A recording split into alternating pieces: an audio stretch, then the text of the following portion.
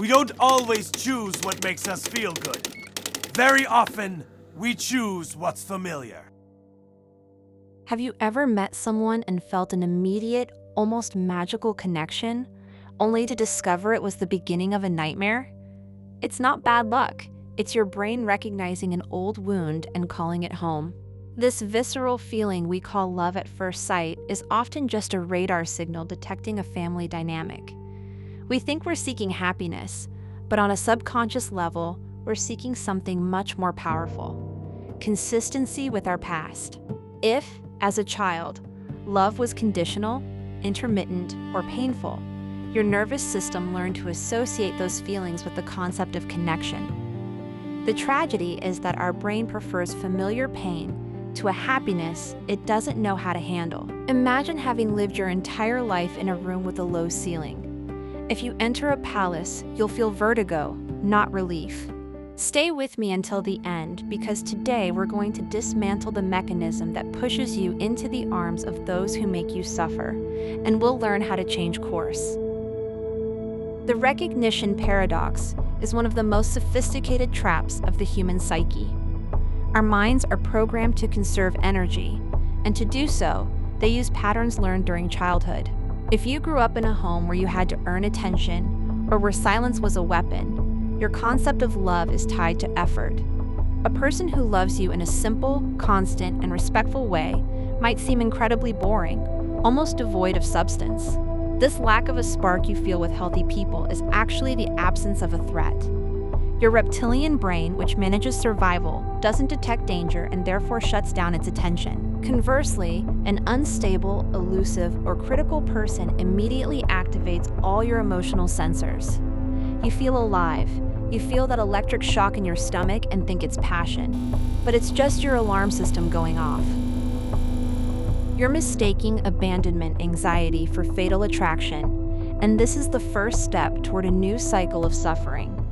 Have you ever considered that your ideal type is actually just your trauma trying to resolve itself by repeating the same mistake?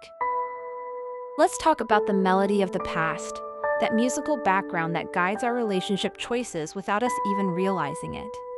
In psychology, we call this emotional transference. We aren't looking for the same face as our parents, but the same chemical rush. If your first experience of love with your caregivers was marked by uncertainty, your body learned to produce adrenaline and cortisol to manage that bond. Today, when you meet someone who offers security, your body doesn't get the dose of natural drugs it's become addicted to. Serenity is mistaken for a lack of chemistry because it doesn't activate your usual defense systems.